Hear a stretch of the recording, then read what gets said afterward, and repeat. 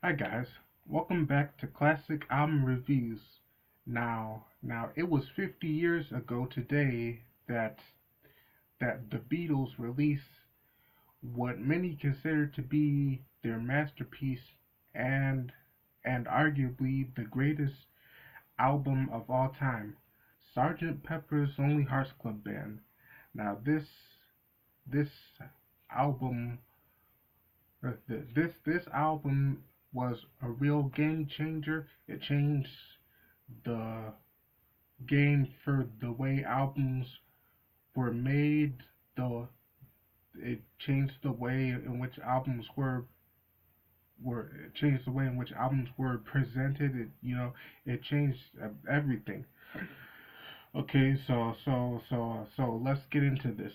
Um, okay, by August of 1966, the Beatles were arguably the biggest rock band in the world. They had just come off the success of their album Revolver, which itself was already a huge step forward for rock music and for the band in general.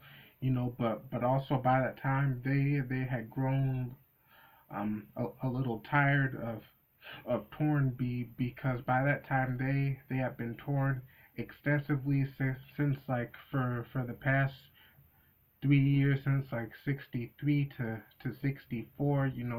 Their success had just been growing, and they've been torn nonstop, and they rarely had time for themselves to just go in the studio and really flesh out uh, ideas for songs and like explore.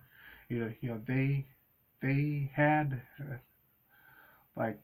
they had grown as songwriters and musicians on their previous album, uh, on their previous album Rubber Soul, uh, released the previous year in 1965. With a more grown up lyrics, different types of instrumentation, such as the sitar played by George Harrison on the song Norwegian Wood, and the fuzz tone bass on the song Think for Yourself, and on Revolver they had more experimentation with a string orchestra on Eleanor Rigby, and the use of Indian instruments on George Harrison's "Love You Too," and and the masterpiece uh, Tomorrow Never Knows, which features tape loops and backwards instruments and everything. So yeah, by that time they had already began to experiment with different types of sounds, and they had wanted to do more of that, but their grueling tour schedule had kind of uh, it kind of prevented them uh, from that, and also this was the year that John Lennon got in trouble for his for his infamous uh, uh, the a more popular than Jesus thing. And so yeah, they had just gotten tired of touring, and also because they had said that when they played shows, they they they couldn't hear themselves when they were playing from all the screaming girls, and and John Lennon had had made a statement saying that they could have just put like four waxwork dummies up there because they felt like the fans didn't really care about the music, and they just wanted to see them. And you know, they have proved that they weren't just that they were more than just like a pop group. They were real serious. They were real serious musicians and everything. And so they had gotten tired of touring, and so like and so they decided that they would take a break from touring. And so after their August 29th uh, show at Candlestick Park, they decided that they would no longer tour. And so after that, they all went on a hiatus for the first time since like 1962. And during that time, John went to work to star in uh, to star in a film called How I Won the War. Uh, George George went down to India to study some more Indian music under Ravi Shankar. Paul went to America uh, and Kenya, and he also assisted George Martin um, in doing the score for a film called The Family Way. And Ringo joined John down in Spain where the movie was being filmed. And that lasted for about 3 months. And then uh, November of 1966, Paul called their producer, George Martin, told them that they were ready to get back in the studio to do their next album. And so yeah, that was the big day. You know, they were going to do their next album. They were no longer touring. They had all this free time. They had all this uh, uh, creative control. They could do whatever they wanted, you know, and they could spend as much time as they wanted on the album, since they didn't have the responsibility of touring anymore. So they started doing they started working on the album.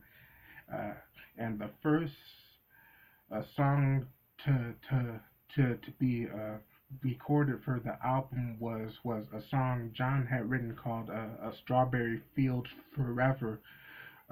He had written that song while he was in Spain doing the movie, and it was inspired by a place um, in Liverpool that uh, it it it it was this uh, a Salvation Army, a place that he used to play in as a child. And that he wrote a song based on that. And that was the first one that they did for the album. And they did the they did many takes for that song. And there were two final takes that they did there was like take 3 or 4, which has which has the uh,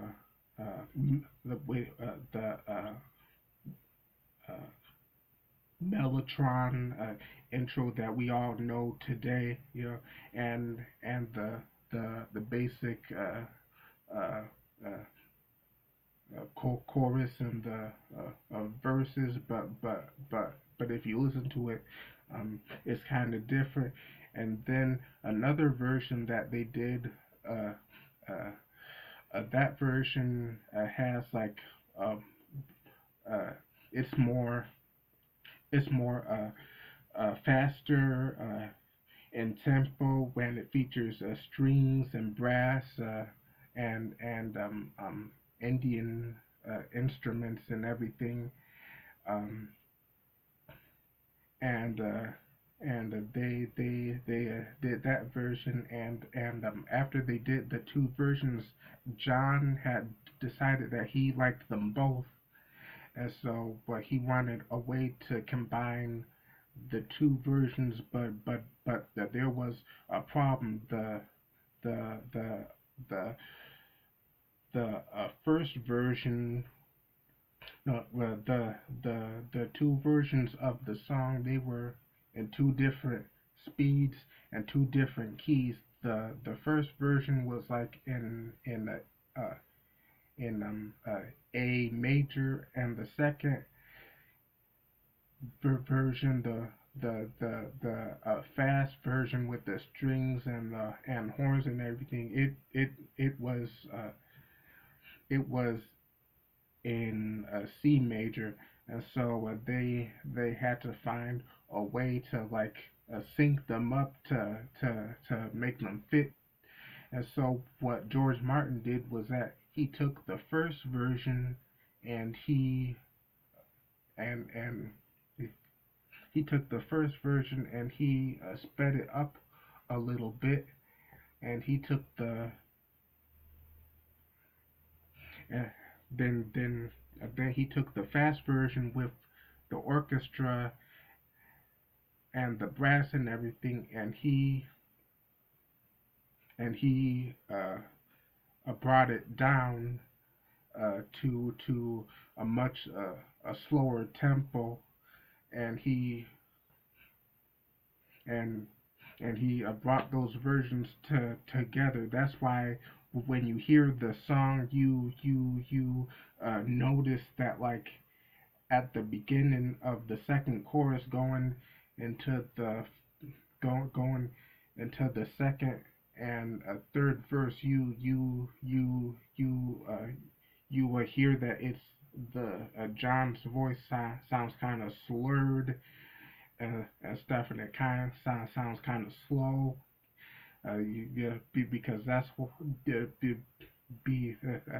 yeah, that's because the original take was in a faster tempo and then a different key, and so they slowed it down to like so it could be so it could be in sync with the with with with the first part, and that was something that I never knew until like a few months ago. I thought that was interesting. I had always thought that they had just I had always thought that they had just re-recorded it from that earlier version, but I didn't know that they had taken those 2 parts and like altered them just so they could fit.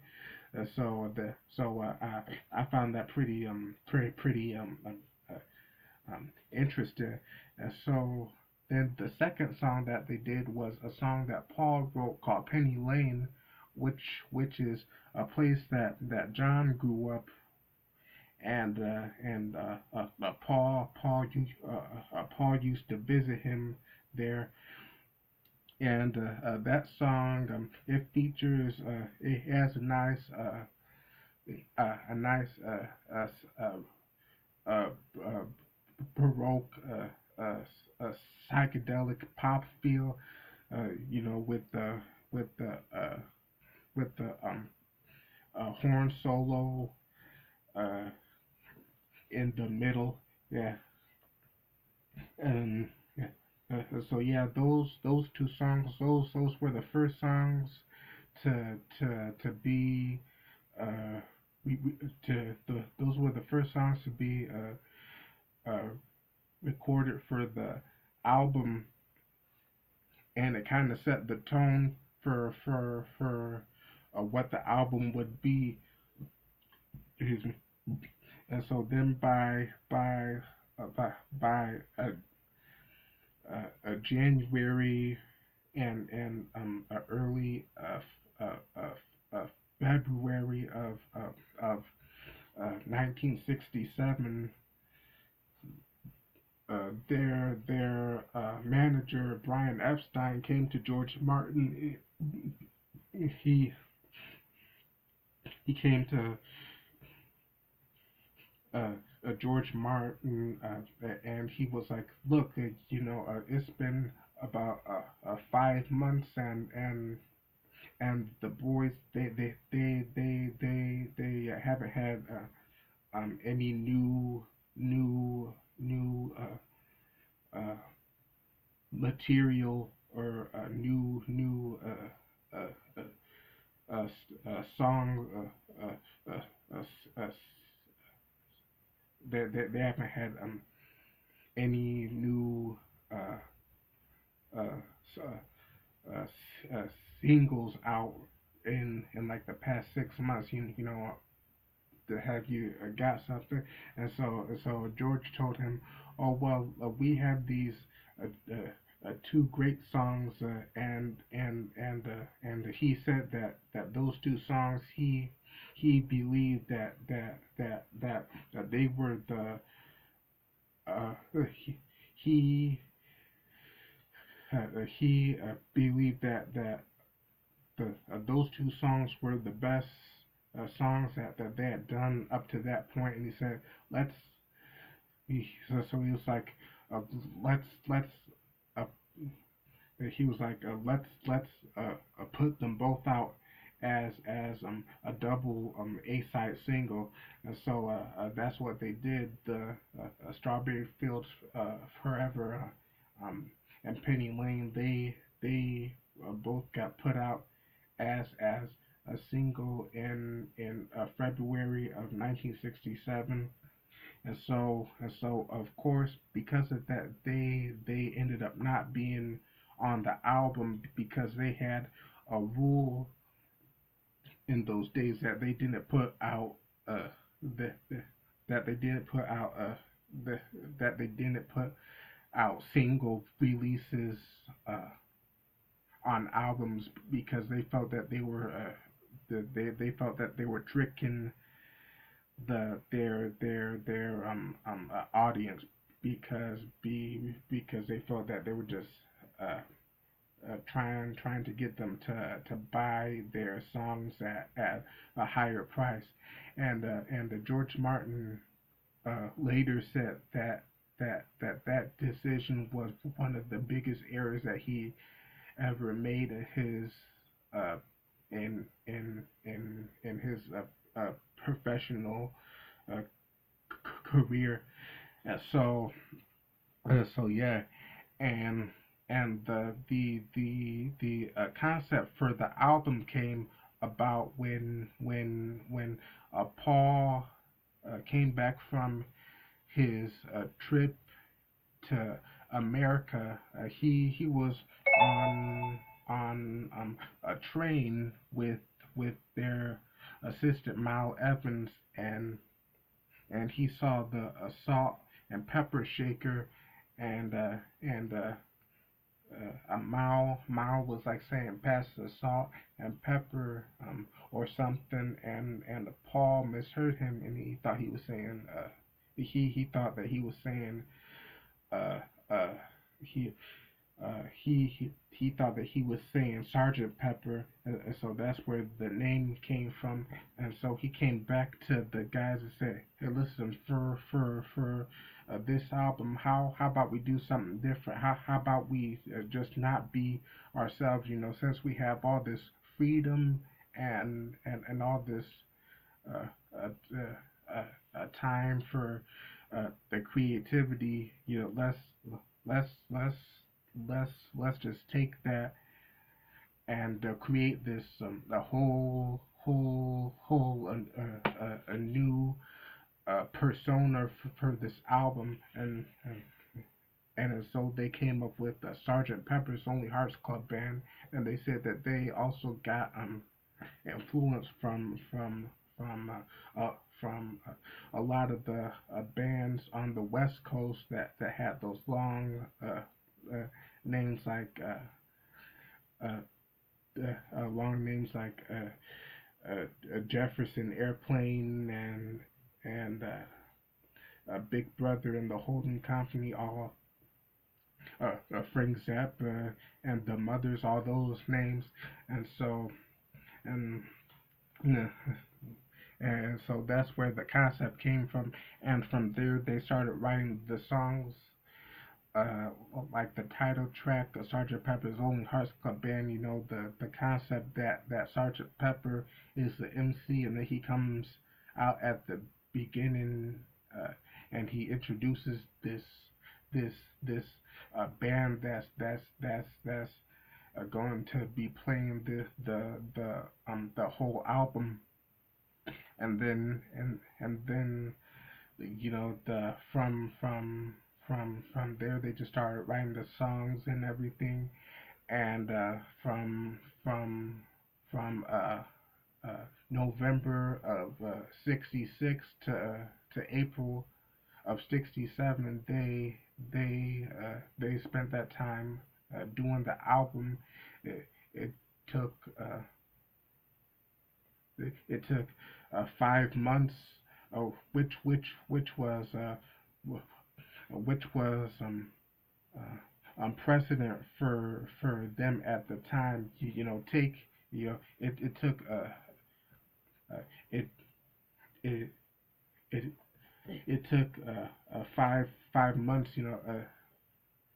Uh, yeah, take that and compare it to the one day that it took them to do their first album, Please Please Me, back in 1963. And this was just like in a matter of 3.5 years, and so by this time they had time to like grow and they had time to grow and create in the studio and and and and really flesh out all their ideas, and perfect them. And so yeah, now let's get into the album. So yeah, the first track is the title track. Like I said, we have Paul, uh, he who does the lead. Sergeant Pepper is introducing this band, and from there it segues into with a little help from my friends, a song sung by Ringo. This was his song for the album. He plays the Billy Shears character, and a little uh, a, a little trivia. The original line to the um, what would you do if you what would you do if I sang out a tune? Would you stand up and walk out on me? That was originally would you stand up and throw tomatoes at me? And so Ringo told them to change that, and he also said that he had to be coaxed into singing, that he had to be coaxed into singing the last note in the song because he felt that it was too high. So yeah, and then track three, Lucy in the Sky with Diamonds, one of their best songs, one of the best songs that John Lennon has written. This song, there is a lot of controversy around this song, because like a lot of people say that the initials they spell um uh, LSD, which is a psychedelic drug. That a lot of people, including the Beatles, were doing. But the story actually was that John Lennon's son, Julian, actually drew a picture of a girl from his class, and he called the picture Lucy in the Sky with diamonds, and that's where the song came from. Really great, a really great psychedelic song, great imagery and everything. Track four, getting better. Uh, uh, Another great uh, uh, Lennon and McCartney song. A great example of their partnership and how well they work together. Track five, uh, fixing a hole, an, another great song by Paul. Yeah, I love the the the the harpsichord and everything. Uh, Track six, she's leaving home. A really great a song. Paul wrote this when he was um, inspired by this story in the newspaper, um, about a teenage runaway.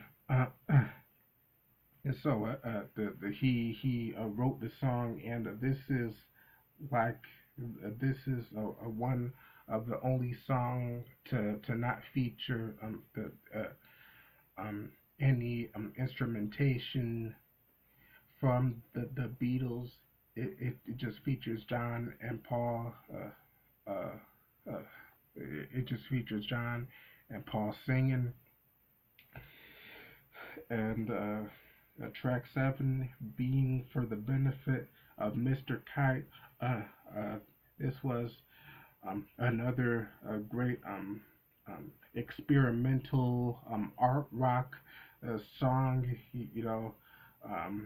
John wrote this inspired by this old antique poster that he had found from this 19th century uh, uh, uh, uh, from this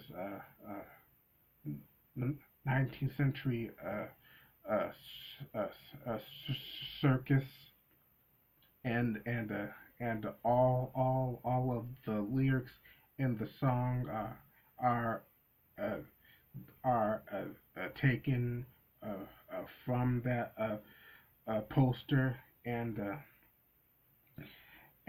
this song has this song has a nice kind of it it has kind of like a early Pink Floyd kind of sound, uh, uh, circus like stuff, and another a bit of uh, another bit of trivia. Uh, uh, yeah, the tape loops at the end of the song with the organ sounds and the circus music and everything that was found from that was found from different tape loops of those type of sounds, and George Martin and the engineer Jeff Emmerich, they took those tape loops,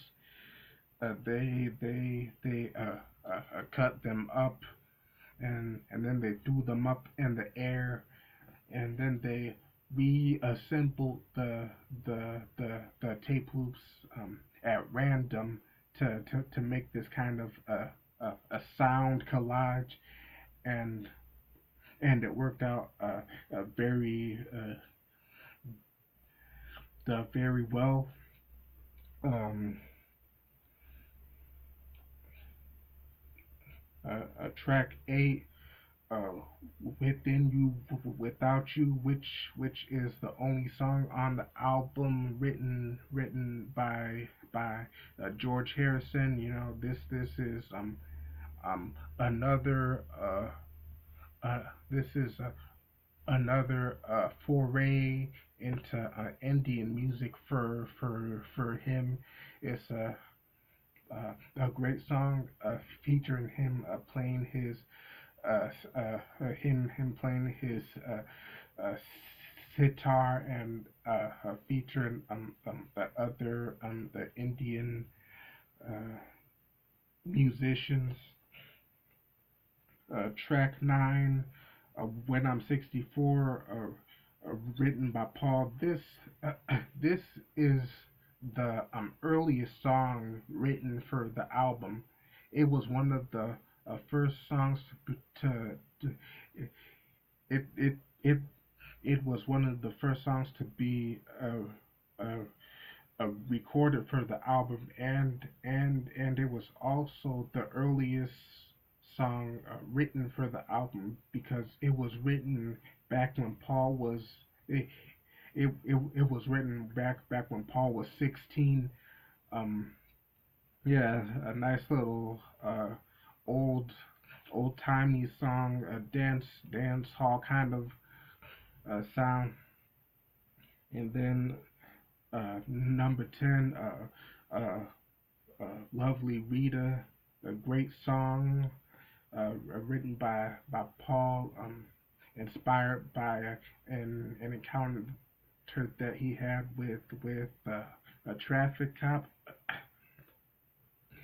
Yeah, and another fun fact: Pink Floyd, uh, they had came to the studio the day that they laid down this song, and they were uh, inspired for this song on they used it as an inspiration for one of their songs on their debut album. And the Good Morning, uh, this song was inspired by the uh, uh, Kellogg's uh, jingle, and by the show Meet the Wife, and a nice little uh, the upbeat song, uh, and this is a song that also uh, features the animal noises at the end. You know, that was largely inspired by the Brian uh, Wilson and the Beach Boys uh, uh, uh, uh, pet sounds, and a lot of this album was inspired by that album. as well. And that track goes straight into the Sergeant Pepper's Lonely Hearts Club Band uh, reprise.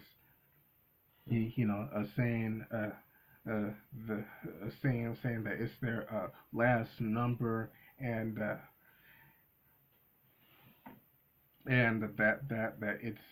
it's time to go and everything, and that's the end of the show.